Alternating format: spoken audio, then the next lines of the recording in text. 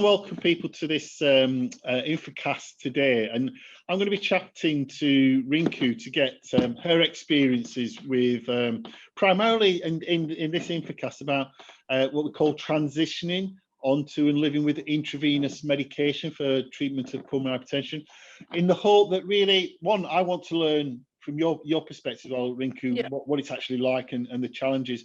What helps you get to that point of going on to IV? But just as a way of introduction for people listening, could you just sort of give us some background, what you'd like us to know about you? Yeah, sure. Hi, Iain. So my name is Rinku. I'm a mum of 2 adopted children. I'm a qualified occupational therapist. Okay. I work at the local hospital in Coventry, where I live. I'm married. 2 young children, like I said, adopted quite young, and I adopted both children after going on to IV prostanol. So my journey for that, it's very different, but it started once I was diagnosed with PH, because I was obviously told children, it's a risk factor. So we took that on board, and between us as a couple, we came to a decision that adoption would be the best for us. So, but then as my journey progressed, we started to, and my condition progressed, we decided to go onto the IV medication. But how long have you been diagnosed with pulmonary hypertension?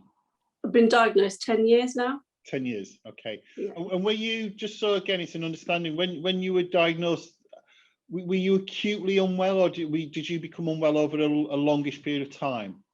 So my journey sort of started, I was at university and I was doing my last year of university, and all of a sudden I started noticing I was just very breathless. Yeah. And they couldn't work out what it was.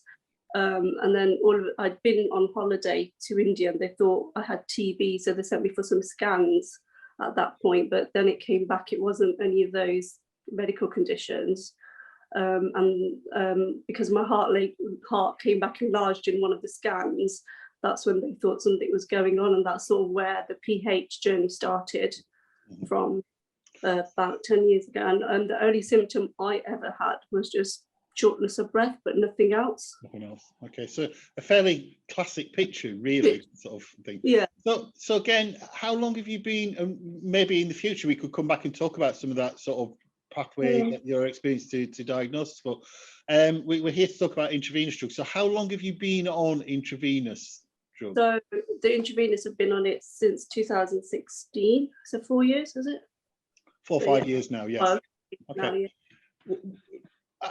How did you get to the point? How did you get to the point of, I mean, obviously your condition was deteriorating, but how did you get to the point where you said, that's the treatment I'm happy now to go down, or would you not use the word happy to go down? For many years I was very stable. I was on bosantan and ristantan. Went on to because my liver started playing up with the bosantans. After 5 years they said, oh, something's going on, so I decided, okay, that's fine, I'm going to went into the ibuprofen inhaler. But then what happened was my pressures were still not coming down enough, and the consultants thought that my heart was struggling at that point.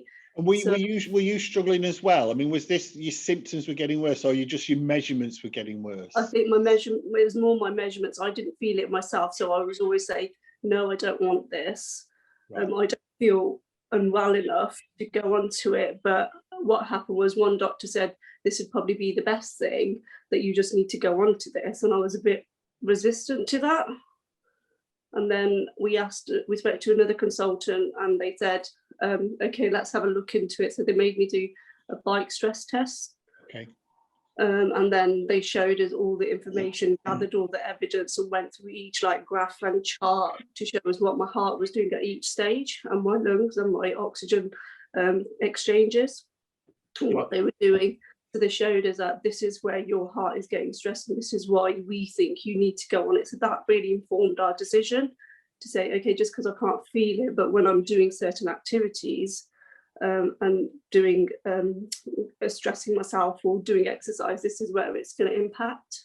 Okay, I mean, that's really helpful. That's really helpful, because I think, I mean, my experience and listening to lots of people over the years with PH is that sometimes because these more advanced, let's call them advanced treatments, the nebulizers or the IV are quite demanding, that people need to feel more poorly, more unwell to accept it, and in a way that wasn't quite the case with you.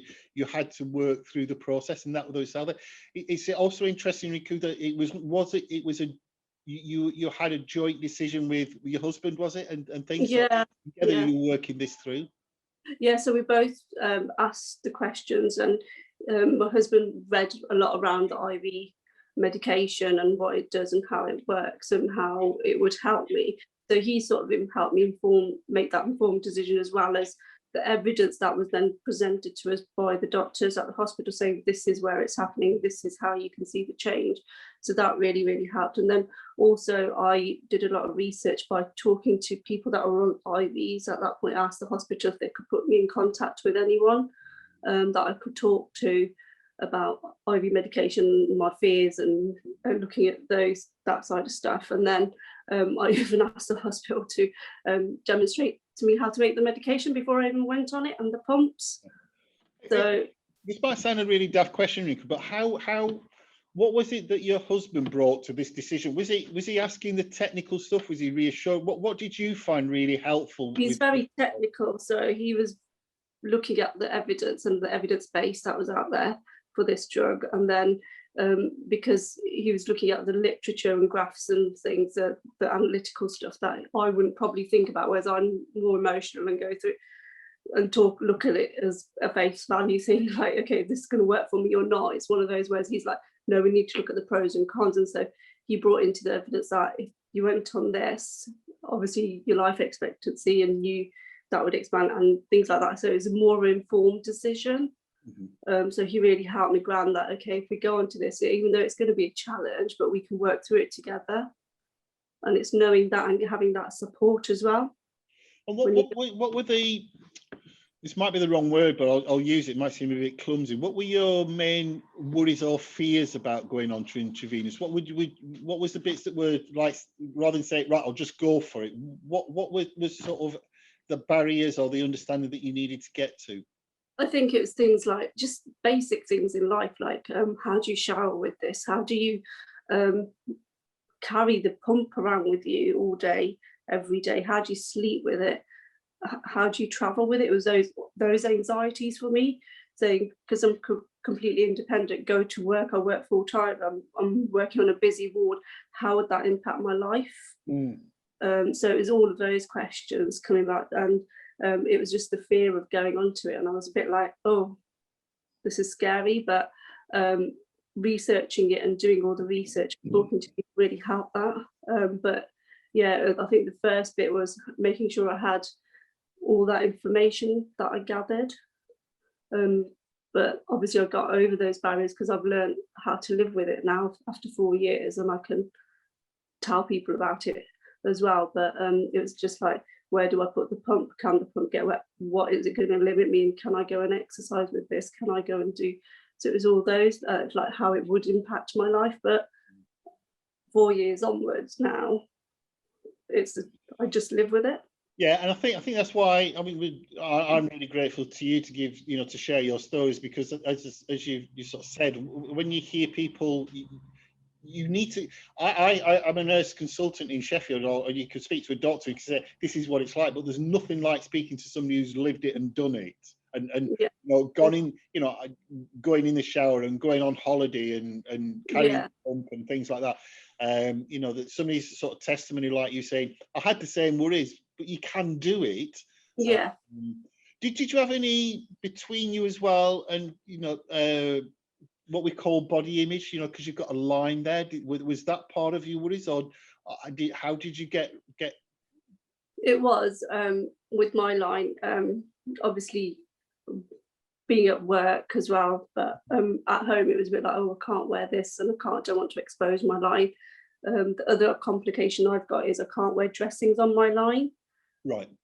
So that's one big factor. Is that because you react to dressings? Yeah, it's because I react to dressing. So any clothing or garments I now choose have to be quite specific and tailored to me. And so it's like I used to wear a lot of dresses and things that were a bit low cut, or things strappy dresses, so I had to change and adapt all of those things as well. So I've had to adapt it, but it hasn't changed the way I am. It's just doing something different, and I suppose it's knowing that change is probably going to be good for me. Yeah, as well. And it's scary when you tell someone, "Oh, you've got to change this, or you've got to do that," and you put a defense up and say, "Oh, I'm not going to be able to change that. I'm not going to be able to do that in the first." And so many thoughts are going into your head, like, how am I going to do this? How am I going to sort this out? And like I said, I work in a hospital, so that dramatically changed. Do you think, I mean, it's interesting, did you think because of the nature of your work, and you are somebody who works and you work in a hospital, do you think working in a hospital was helpful, or was it more, you had more worries because you knew more? If that sounds a daft question, but because I knew more. Yeah. With my husband and me, we're both health professionals, so we know a bit too much. So we have to try and take a step back and say, no, we're the patient this time. Yeah. Stop ourselves and saying, stop overthinking about it. This is informed by our team.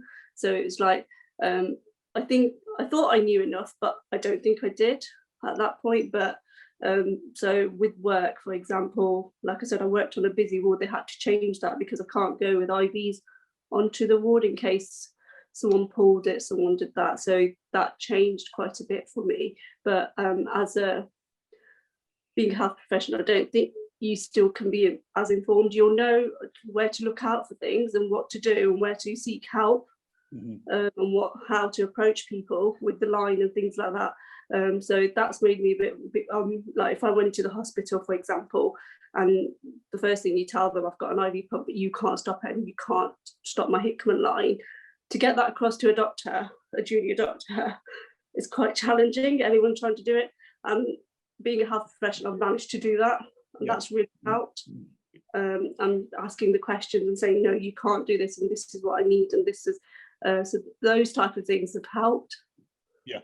What sort of things, from your perspective, helped? As in, and again, I'm still sort of focusing on you making the decision to go on IV. What questions did you actually ask healthcare professionals, be them doctors, nurses? What if you were to say to somebody who's going through this process, these are maybe your top 3 questions that I found really helpful?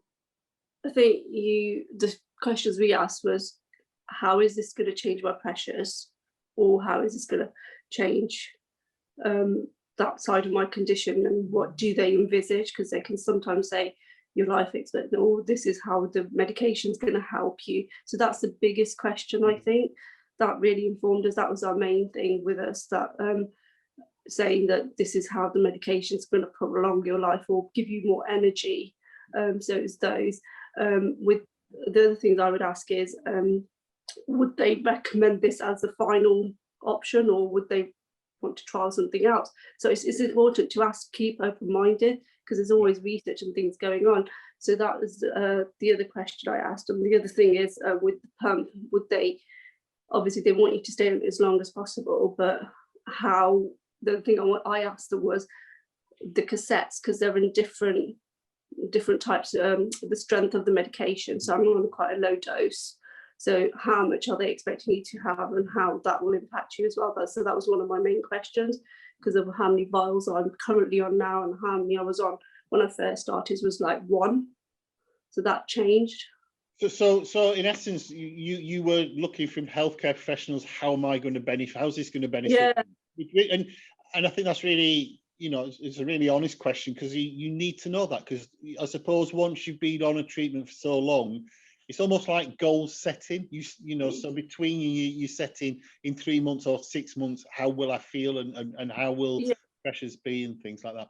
So just thinking, in that initial period of time when you went in to start IV, practically, how long were you in for? How long did it take? And just real practical things.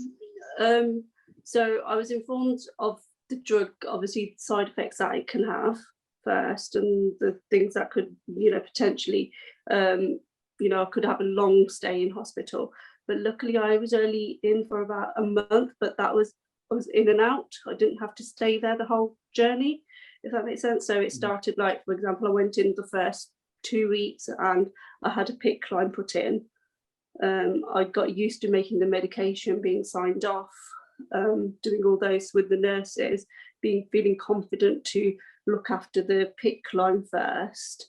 And then every day I would practice how to make the IV prostanols, practice with the nurses and watch them do it. So that was one part of it. And then you can have the PICC line in, I think, for about 3 months at a time, for what I was told.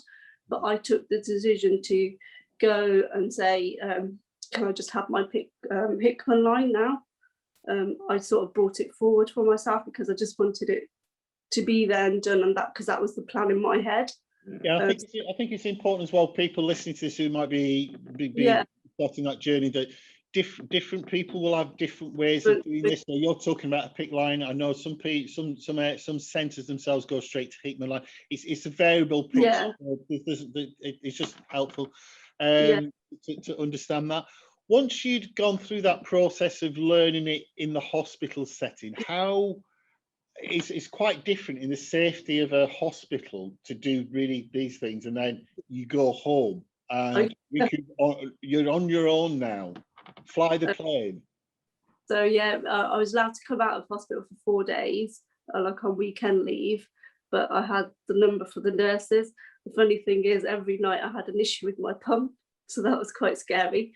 Making up the meds, we kept getting hair bubbles. So it was a bit like, oh, this is not what I expected and not what I thought it would be.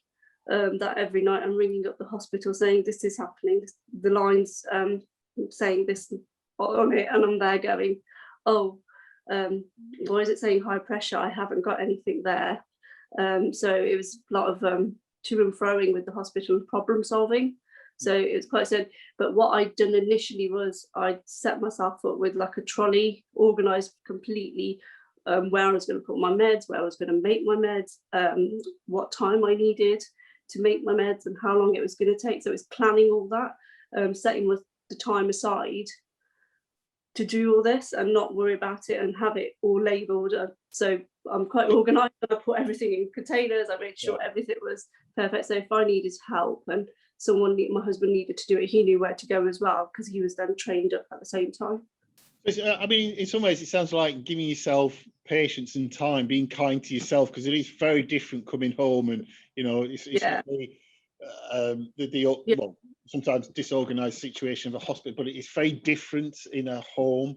You got all and everybody else is at home, as you say, as well. Family or husband and things like that. Yeah. So that's really helpful, and I say maybe in the future we could come back and look at, when you talk about your trolleys, exactly what works, because for different people it was just, I took advice from the nurses as well, saying what do you think I should use, what surfaces should I use, or what how to keep everything sterile, how to keep everything clean. So they did guide us, and I kept showing them, this is what I've ordered, this is how I'm going to organise myself, and I'm just saying this is what. And there was other patients on the ward as well, so I was able to get bounce ideas off them. What do you think, if again a new person coming down this route, what's the main challenges, do you think, with the pump? Again, you sort of top 2 or 3 challenges. I think the challenges are obviously wearing the pump, how you're going to wear it and how it's comfortable for you. You've got to work that out, because some people like to have it over their shoulder, for example. I like to wear mine in a pump bag, and I just have it round so it's tucked away, out of the way. I can get on with things, I can get on with the day. So that is one of the big ones. And then if you're going out and about as well, having that extra bag. So what I've got is an emergency bag that I'll leave it in the car with everything set up, so I don't have to worry about it each time, and it's in the car, and we can go out, we can do whatever we want, shopping, days out and things like that. Another thing would be probably showering and sleeping with this pump is quite, it's not a challenge, but you have to work out what's best for you. So like, for example, some people put it in bed with them. I don't, I put it on the side, for example. When I'm showering, I put it on the hook. and I shower quickly, and then it's just working out those things. So those are the three biggest things that I think you need to have a look at your environment, have a look at how things are set up at home first, and how you're going to manage those as well. Because you've got to wear this 24/7, you've got to work out what's the best, like, you know, I said, with pump bags or side bags. Yeah. So I mean, it sounds as though one of the techniques is you just have to plan that bit more than you probably did before. But then I presume it becomes much more of a reassurance and a routine, isn't it? Yeah. So I can go anywhere now. Like I look at the environment, like where, like for example, I went on holiday last year to Canada, and I was like, okay, where am I going to make my medication? So it's a clean, sterile environment. Where am I going to shower, and how am I going to make sure my pump, no one like touches the pump or pulls the line or anything. So it was just working out those things and just thinking about your environment, thinking about what you're going to, how you're going to manage those. What's it like with the kids, the children? You know, I mean, it's obviously a joy having the kids and children, and you adopted them. But did you think in the context for yourself that's how the discussions with children about?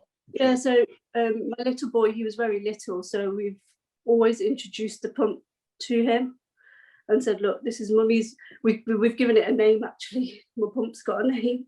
All right. It's called Bubbles. Bubbles. Okay. So yeah, so my little boy likes to call it Bubbles, and everyone else, even my nieces and nephews, when I first got it, they named it for me, and they said, oh yeah, it's called Bubbles. So that's what it's called. He knows I've got this poorly on me, and he's not allowed to touch it, but he also is aware that sometimes women needs extra time or extra bits that she can't run around and do things. So I was naughty, and I gave him some syringes and things to play with, so he was familiar with all the technical bits. He never touches anything or does anything, you know, with it. He's tugged on my line by accident, but that's because you know, messing around and playing with him, which I still do.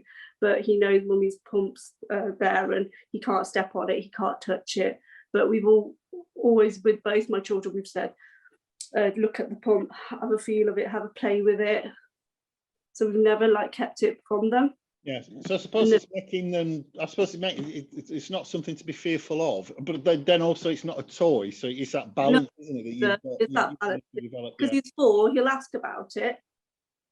He'll go, "How's Bubbles doing, mummy? Is Bubbles okay?" So instead of asking me how I am, he says, "How's Bubbles doing?" Yeah. So that's how he addresses it. So that's what all the kids do now. Whenever they see me, like, "How's Bubbles? Is he okay?" So so it's just introducing them to it early. So, you know, saying this is the pump, this is how mummy's probably not gonna run around too much with you, but she's gonna do sit down activities. Good. Just one final question then for this, and I really would like to come back and do certainly a chapter 2 of this one, because there's lots of things that you've raised. But what if somebody was sort of on the verge of going on to IV and thinking about it, from your perspective, for you, what's been on the IV done for you? What's the biggest benefits you would say for yourself? So the fact that I haven't deteriorated, I've got a lot of energy. I've got the 2 kids, so I look after them. I work full time, so it's given me that energy, given me the confidence to go out and do things more, and not worry about being too breathless. So managing everyday life, even though I probably don't feel it, but I know it's helping my heart and my lungs to manage that. And like, for example, all my walk tests have improved since then. And I'm able to do a lot more, and I've got a lot more energy. Like I said, I still work full time, and I've got both children. So I don't think if I hadn't gone onto the pump, I think I would have struggled. Yeah.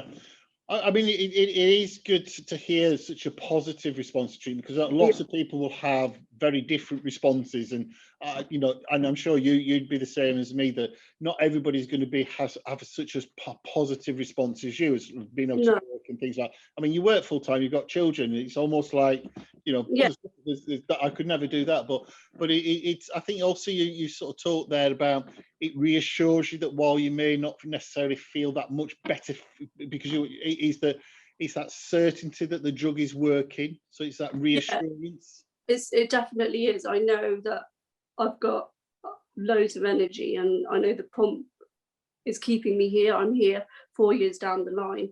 It could have been a different story. Okay. Yeah. So yeah. And from your husband's point of view, say then, 4 years down the line, does he continue to support you with this? And I obviously support you, but questions, answers when you're not well, things like that. Because obviously Yeah, it's not well every time, but we sort of know, like, if I say to him, if I'm not feeling well, he supports it completely. He knows that IV is really important. If I need to do something regarding with the IV medication or go into hospital because of it or anything, he just takes over the kids. So I know that that support network for the kids is there. I don't need to worry. I can just go and get my treatment and come back. So he's very, very supportive, and he's always like, have you made your meds on time? Do you need me to help you make them? Changing over the pump and remembering. Sometimes I forget. I don't know how, but I just forget to change it. And he's like, have you changed your meds? And it's just, he prompts me as well. And he's like, do you need anything? Have you had your medication delivery? He'll take that in. So he's very, very supportive about the pump, and he knows it works well for me. I think he's seen a change where he's like, oh, you're not as breathless, because I don't feel it. Yeah. He tells me, he's like, if I am breathless, he's like, are you okay? And he'll check in on me. Well, it's interesting, isn't it? You talk about, you don't know how you forget, but I think one of the things you're describing there is it becomes part of your life, doesn't it? So just like lots of things, we think, gosh, I forgot about that, and you couldn't do, you know. So I think there's something quite reassuring for people to hear that it can become a normal part of life, which is reassuring. Well, thank you, Rinku.